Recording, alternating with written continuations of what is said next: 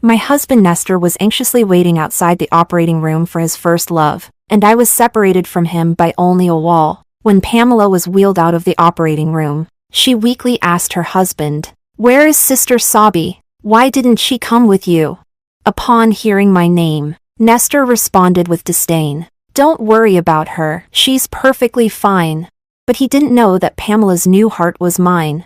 Chapter 1. The nurse covered my corpse with a white sheet, announcing the end of my life. Although I was clearly dead, for some reason, my soul remained hovering in midair. I watched as the doctors busied themselves in the operating room. I watched as Pamela's vital signs finally stabilized, and the doctors wheeled her out of the operating room. Instinctively, I floated in her direction. Nestor was pacing at the door, his brows furrowed, his fingers unconsciously tapping the phone in his pocket. When he saw the doctor come out, he quickly stepped forward, his voice revealing his concern. "How is she?" The doctor stopped to address him. The surgery was a success, thanks to the timely heart donation. Nestor's face relaxed slightly, and he finally breathed a sigh of relief. "Do you know who the donor is?" "I would like to thank the family," he asked. Catching up with the doctor shook his head. "I'm sorry, Mr. Joe. The donor requested anonymity, so we cannot disclose that information." Nestor nodded. "All right." If Nestor knew it was my heart that was given to Pamela, I wonder how he would react. Would he be happy that Pamela could live well, or would he be saddened by my death? Thinking this, my chest suddenly felt a bit tight. How could I still feel something after death?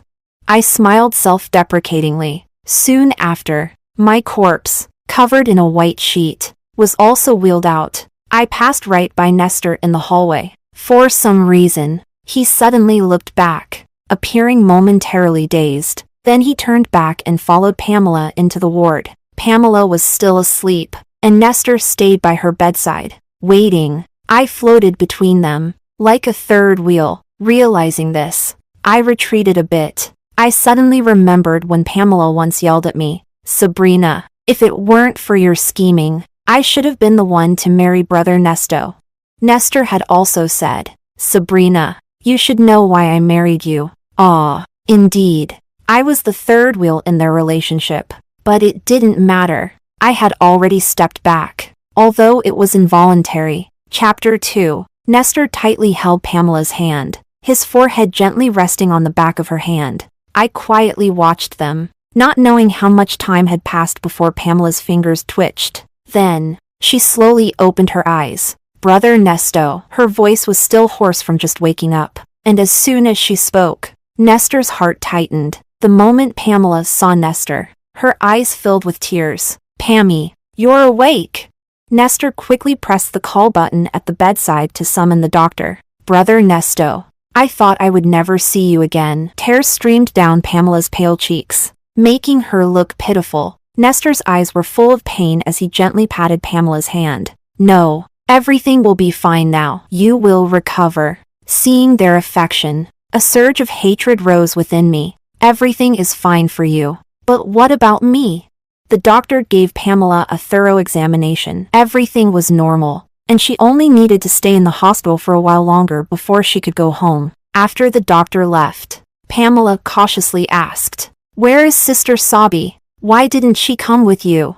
Hearing my own name, I snapped out of my thoughts. Nestor's expression stiffened. He lowered his eyes, a hint of disgust in his voice. "Don't worry about her," Pamela responded with an "oh" and lowered her head, saying nothing more. But I clearly saw a faint smile on her lips. It was the same old trick, deliberately mentioning me in front of Nestor to test his reaction. Everyone could see her intentions except Nestor. After dinner with Pamela, Nestor checked the time and said he needed to go home. Pamela struggled to sit up, looking frightened. "Brother Nesto, I don't want to stay here alone. I'm scared." He took out his phone and checked it. There were no new messages. Nestor hesitated. "How about I ask Aunt Wang to come and stay with you?"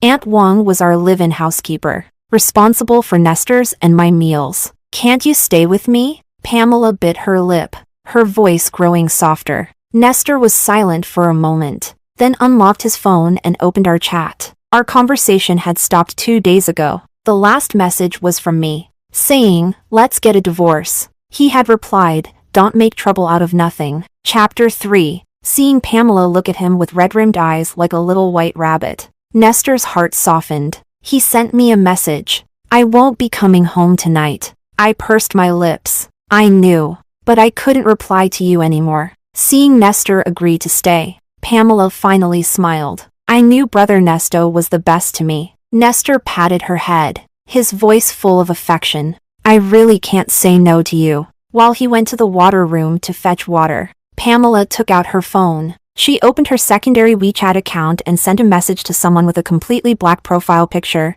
"Is everything handled?" The reply was almost instantaneous. "Don't worry. Everything is taken care of." A cold gleam flashed in Pamela's eyes. Dying and giving me her heart. At least she died for a good cause. So, she not only knew I was dead, but was also involved in my death. Looking at my semi-transparent body and the smug Pamela, a surge of hatred rose within me, but there was nothing I could do. I could only watch her act sweet and innocent with Nestor, living well in this world with my heart. When Nestor returned with a thermos, he sat in the chair and began peeling an apple for Pamela. However, he seemed a bit distracted. His gaze kept drifting towards his phone, which was set aside. When the phone suddenly rang, it startled him, and the fruit knife nicked his fingertip, but he didn't bother to tend to the cut. Instead, he walked to the window to answer the call. "Hello, Sabi." "Yes, I won't be coming home tonight." "What? She hasn't come back either?" Nestor's face changed slightly. "I understand." He hung up the phone. Pamela saw this and quickly wrapped his finger with a tissue. "What happened?" she asked. Nestor shook his head. "Something came up at the company. I need to go." I was taken aback. The call was obviously from Aunt Wong. So why was he lying? Pamela didn't seem to notice Nestor's odd behavior and nodded obediently. "All right. Go ahead then." Nestor picked up his suit and walked to the door. As he reached the door, he turned back and said, "Rest well. I'll come see you tomorrow." My heart stirred, and I decided to follow him out of the hospital. I wanted to see where he was going. Chapter 4. On the way home, Nestor drove, his face serious, seemingly preoccupied. Whenever the light turned red, he would open our chat. Seeing no reply from me, he sighed and put the phone down. I was confused. What was he thinking? Was he expecting a reply from me? But he clearly despised me. To be honest, our marriage was an accident. We were schoolmates but in different years. He was 2 years ahead of me, and it was he who helped me when I was bullied in school. I had a secret crush on him but never dared to disrupt his life. After Nestor graduated, I heard he joined the family business and had a bright future. Knowing I wouldn't cross paths with him again, I buried those feelings deep inside. Not long after, my father fell into debt and committed suicide by jumping off a building. My mother couldn't handle the blow and soon passed away. To pay off the debt, I worked during the day and took on a night job as a hotel maid. The next time I saw Nestor was at the hotel. He was drunk and unconscious, being carried into the presidential suite on the top floor, and I happened to be cleaning the restroom. By chance, I overheard a phone conversation outside. "The drug is in. Hurry over. The room card is in the door gap." Then they left. I knew this wasn't something I should get involved in, but after confirming there was no one outside, I was about to leave. But before leaving, I glanced back and saw that the person lying on the bed was Nestor. His face flushed. He frowned, his eyes closed, and his long lashes cast shadows on his face. Should I help or not? He once saved me. Could I just leave him drugged here? After hesitating for a moment, I took the room card from the door gap and locked the door from the inside. I poured a glass of water and walked to the bed, trying to wake Nestor. When Nestor opened his eyes, he was groggy. He looked at me and suddenly called out, "Sabrina?" I was stunned. Did he recognize me? Chapter 5. His expression quickly turned dazed again. "Senior, have some water and take a shower, okay?" I tentatively reached out and patted his shoulder, but Nestor grabbed my hand and pulled me forcefully towards him. After a dizzying moment, I found myself pinned under him on the large bed. He leaned in close, his breath hot against my skin, burning away my reason. My heart pounded wildly. Senior, please wake up. I kept pushing at his shoulders, but he was beyond reason. His scorching kiss landed on my lips. My mind went blank, and I heard the last thread of my sanity snap. Everything spiraled out of control. Faintly, I heard urgent knocking on the door. Nestor cupped my face. Sabi, focus. I didn't know how long it lasted, but eventually, I fell into a deep sleep, waking only when daylight filled the room. Recalling last night, I sat up in fear, seeing Nestor still asleep beside me. I wanted to sneak out, but my movements woke him. He squinted at me for a while, seemingly trying to recall what had happened the night before. What happened? His face grew darker as if he remembered something. My heart tightened, and I stammered. It was an accident. But he didn't want to hear my explanation. He coldly said, "Wait for me outside," and went into the bathroom, putting on a bathrobe. I bit my lip, feeling endless grievances. Why did he treat me this way? It was his loss of reason, so why did I have to bear the consequences?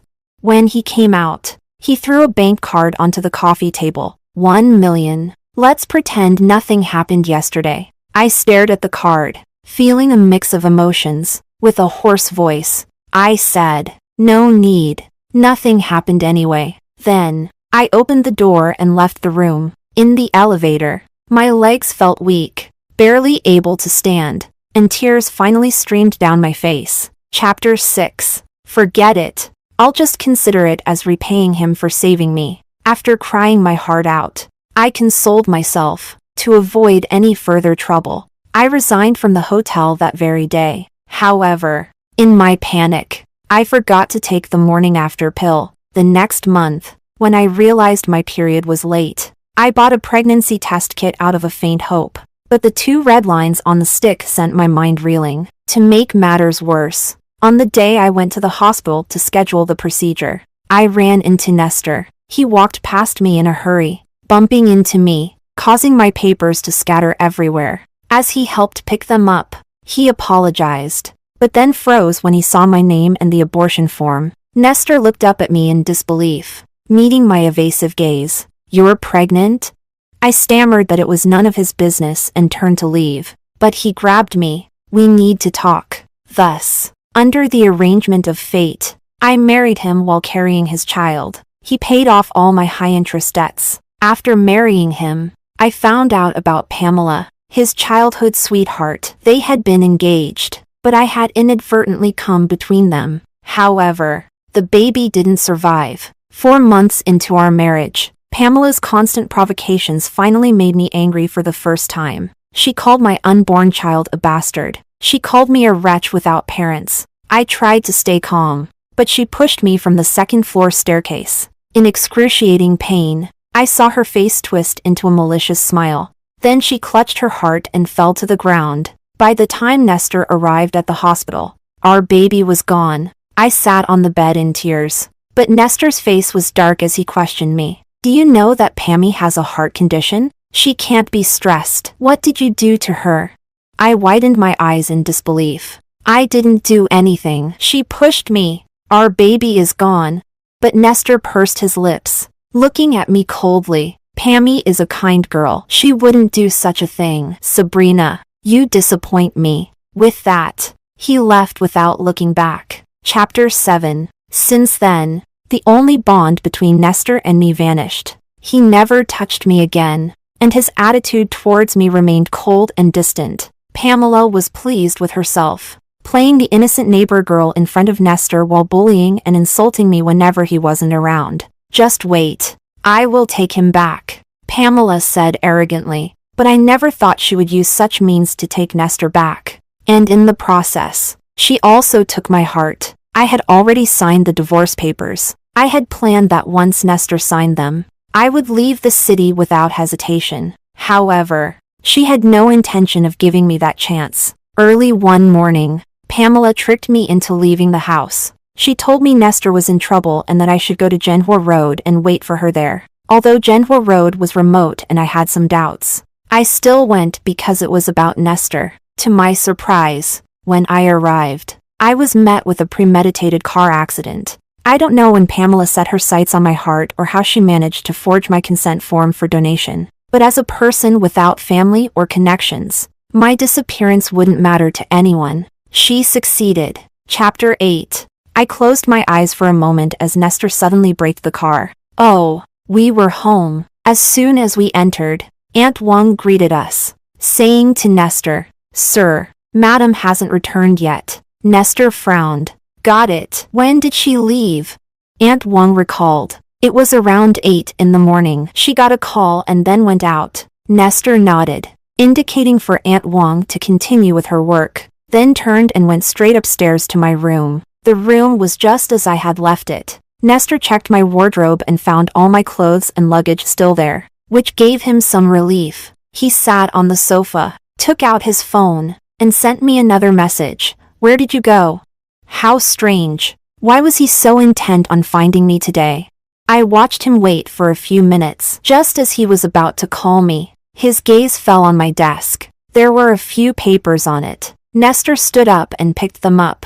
They were the divorce papers I had signed. His face instantly darkened. Clutching the divorce papers tightly in one hand, he dialed my number with the other. The number you have dialed is switched off. Please try again later. The cold automated message made his face even darker. My phone had been shattered in the car accident. How could I receive his call? Watching his unusual behavior, I found it amusing. He had been indifferent to my life and death before, but now he was so anxious after my disappearance. It was ironic. He took out his phone again and sent me another message. Stop being stubborn. Come back when you're done causing trouble. Reading those words, an inexplicable sadness welled up inside me. When would he finally realize that I had left him forever? Chapter 9. The next morning, Nestor brought a meal prepared by Aunt Wang to the hospital to visit Pamela. Brother Nesto. Pamela's eyes lit up the moment she saw him. These are your favorite dishes. Eat more so you can get better quickly. Nestor gently laid out the food on the small table. Seeing his attentive behavior made me catch my breath. Oh, right.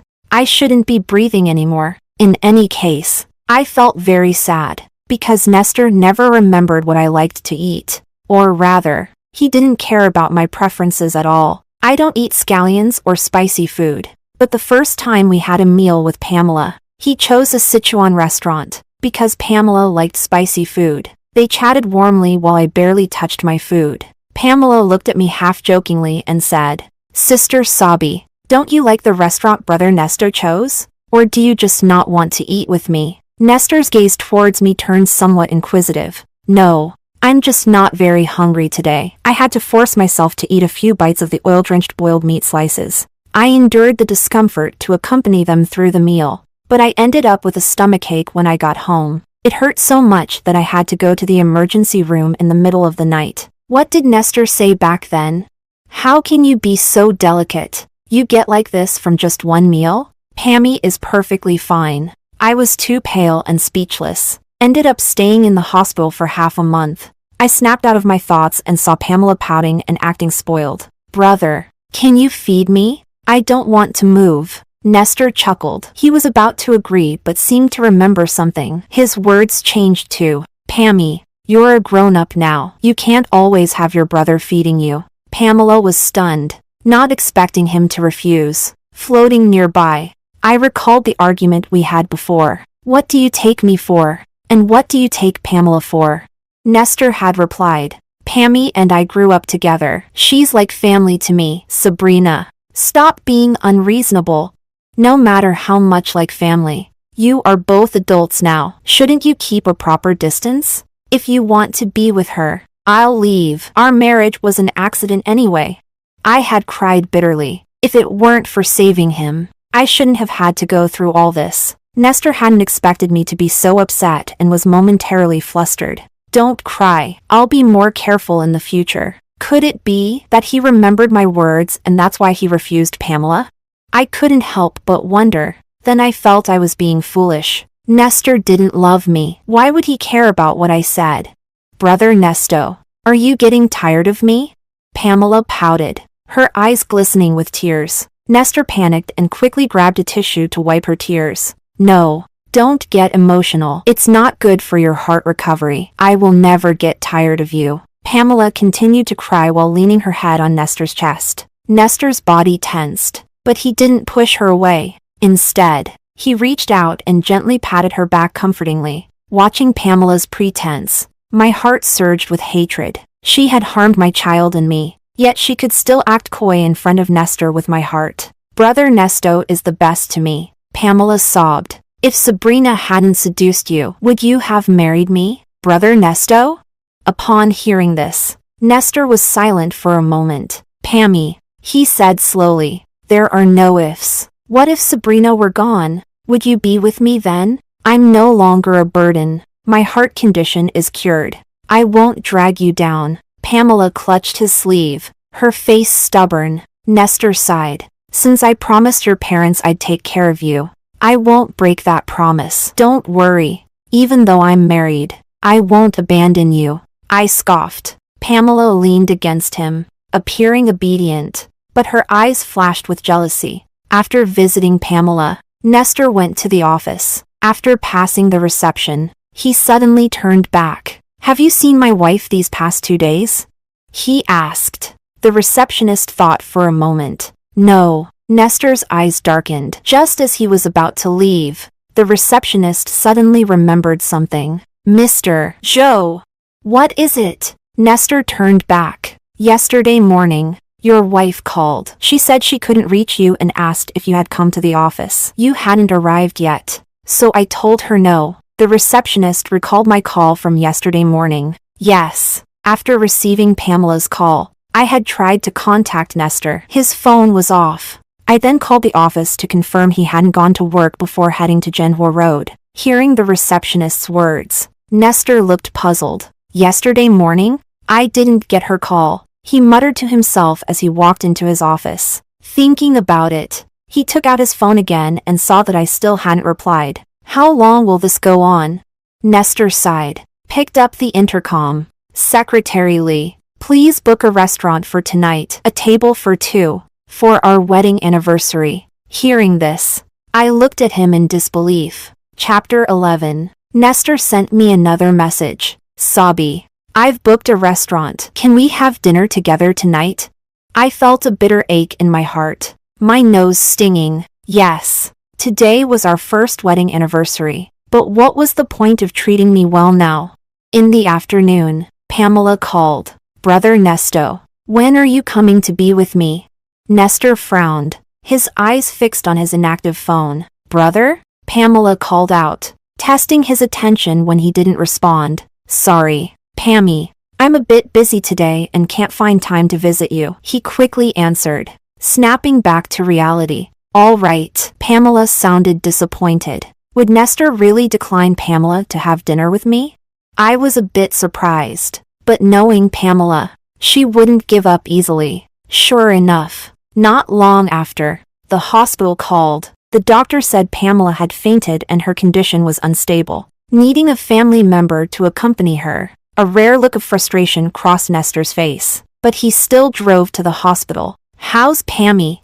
Seeing Pamela lying in bed with her eyes closed, Nestor hesitated and asked the doctor beside him. The doctor replied, Miss Bai suddenly got emotional and couldn't breathe, so she fainted, with no one else to stay with her. Nestor had to wait for her to wake up. He kept checking the time on his phone, perhaps thinking about our dinner plans. But I couldn't keep the appointment. Nestor. After 2 hours, Pamela slowly woke up. Brother Nesto. Seeing Nestor, she started to tear up again. Pammy, I have dinner plans with Sabi tonight. I really can't stay with you. Nestor interrupted her as soon as she woke up. Pamela was taken aback. With Sister Sabi?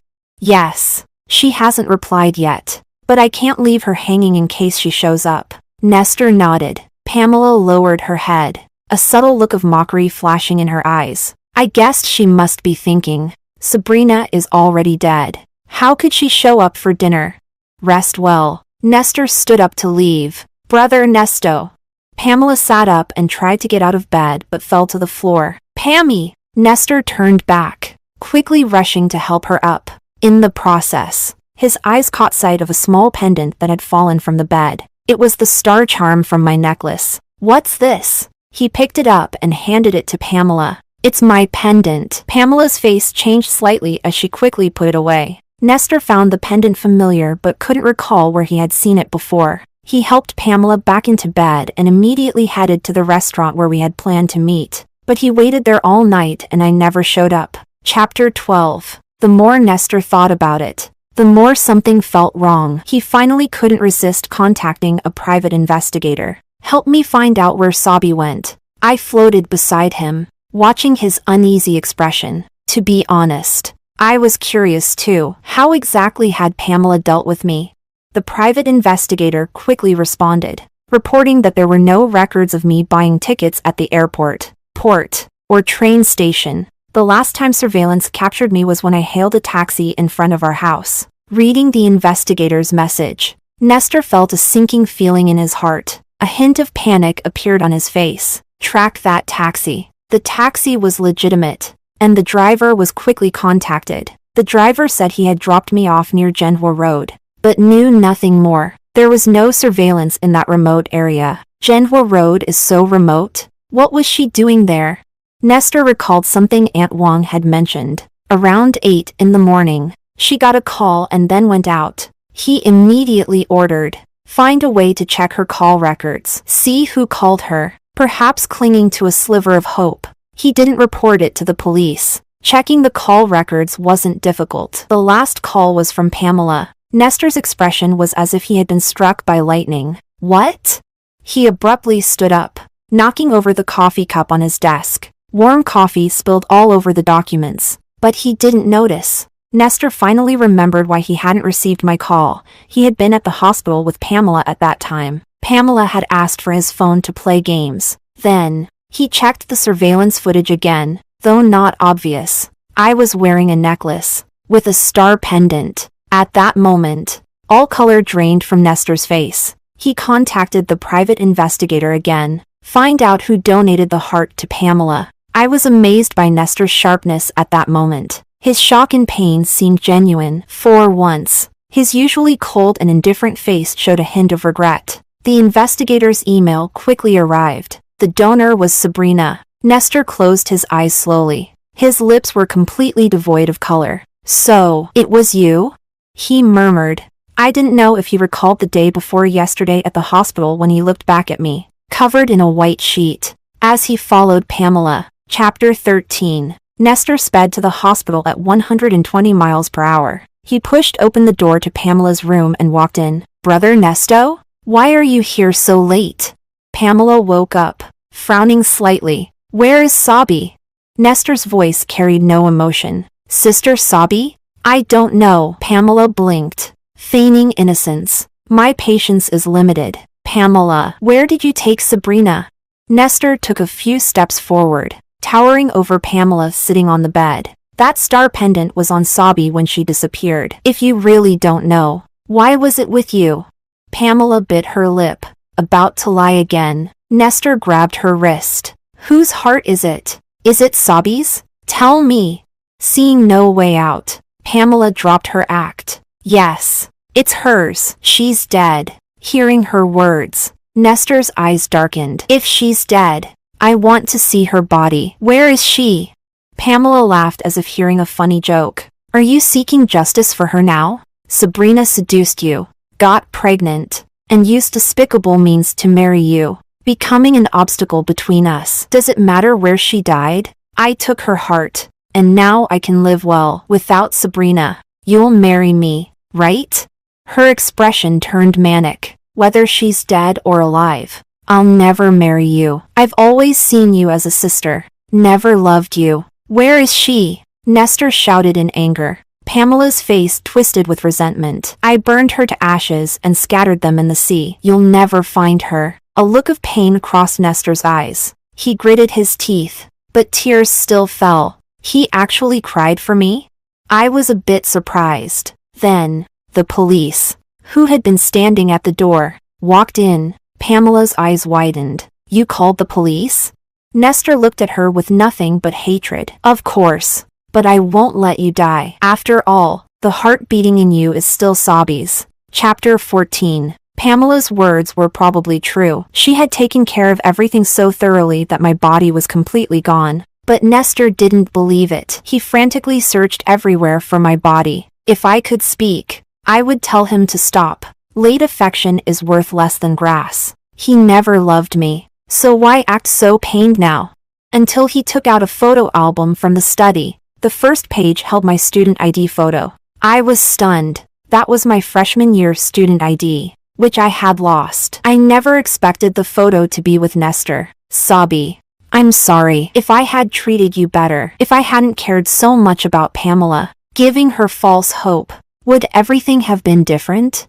Nestor stared at the photo in a daze. Then, he placed the photo and my star pendant into a small box. Sobby, you probably don't know, but I've always loved you. His eyes were red as he hugged the box, muttering to himself, even though you didn't love me, I kept you by my side, fearing you'd leave. So I kept testing and hurting you, ultimately causing your death indirectly. I was wrong. He loved me? I was bewildered. Was it because my soul was losing its emotions that I felt nothing seeing his pain?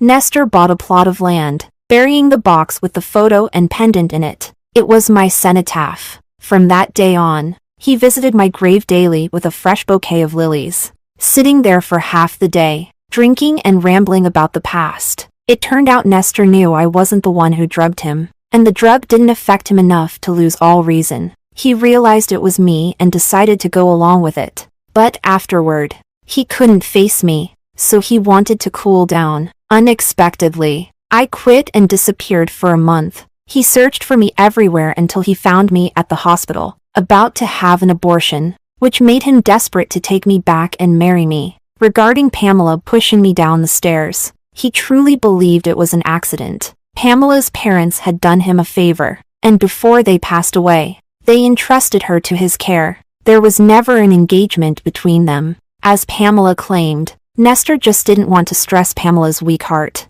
so he protected her. But no matter what he said, the harm he caused me was real, and it's something I can't forgive. Chapter 15. Pamela and the hitman she hired were both caught and sentenced to life imprisonment. Nestor used his influence to make her life in prison miserable. She repeatedly tried to contact Nestor through the guards, but he refused to see her. Soon after, Pamela committed suicide in prison. When the news of her death reached him, Nestor was at my grave, gently cleaning the tombstone with a damp cloth. Dead? As long as her heart is returned. Nestor answered the call, his voice icy. On his way back, Nestor drove distractedly, eventually crashing into a speeding truck that ran a red light at a turn. Ending it this way is good too. See you in the next life. At the moment of impact, I heard him murmur softly, his hands leaving the steering wheel. There was no surprise. Nestor died instantly, and I, watching my body become increasingly transparent, knew my time had come. If there is a next life, I only wish for a peaceful and happy life, never to meet Nestor again. But when I opened my eyes, I was back in the hotel restroom. Outside, someone was on the phone. The drug is in. Hurry over. The room card is in the door gap. That familiar conversation. I was reborn. I stared at myself in the mirror in amazement. I was back to being a hotel maid. Outside should be the drugged Nestor. After the people outside left the room, I quickly stepped out. Nestor lay on the bed, semi-conscious, recalling everything from my past life. I decisively opened the door and left without looking back. Let go of the savior complex, and respect others' destinies. In this life, I will live well for myself.